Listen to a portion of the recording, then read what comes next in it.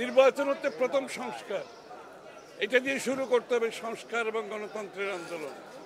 গণতন্ত্রের প্রক্রিয়ার মাধ্যমে আগামী দিনে যে পরিবর্তনের প্রত্যাশা, সেটা গণতান্ত্রিক প্রক্রিয়ার মাধ্যমে হবে আগামী দিনে। বাংলাদেশ জাতীয়তাবাদী দল আজকে যেখানে দাঁড়িয়েছে, সবচেয়ে জনপ্রিয় দল, সবচেয়ে জনপ্রিয় নেত্রী, সবচেয়ে জনপ্রিয় নেতা তারেক রহমান আজকে বাংলাদেশ তাদের অপেক্ষায় আছে, থাকবে।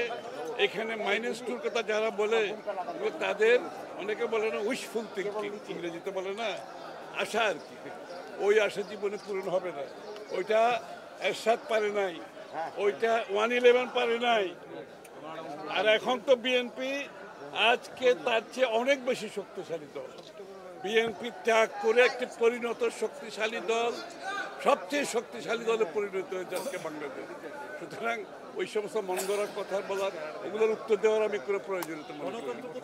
এই লোকগুলো গত 16 বছর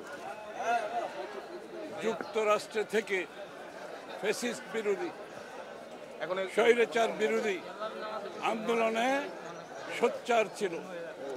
তারা হোয়াইট হাউসের সামনে, তারা ক্যাপিটাল হিলে, তারা ওয়ার্ল্ড ব্যাংকের সামনে স্বৈরাচার শেখ হাসিনার বিরুদ্ধে লড়েছেন, তার সম্মুখীন হয়েছেন, তার সামনে গিয়ে প্রতিবাদ করেছেন, তার সামনে দাঁড়িয়ে স্লোগান দিয়েছেন।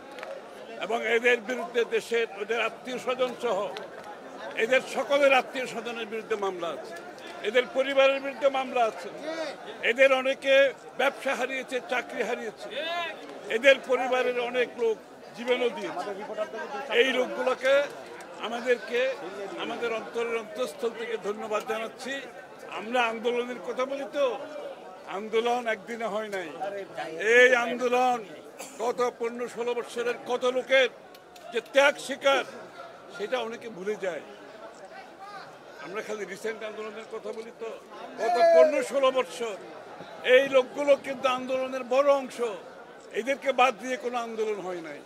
এরা যুক্তরাষ্ট্র সরকারের উপর চাপ সৃষ্টি করেছে, যুক্তরাষ্ট্রের সরকারের আইন প্রণেতাদের উপর, কংগ্রেসম্যান, সিনেটর, এদের উপর চাপ সৃষ্টি করেছে, যুক্তরাষ্ট্রের বিভিন্ন সংস্থাগুলোর উপর চাপ সৃষ্টি করেছে।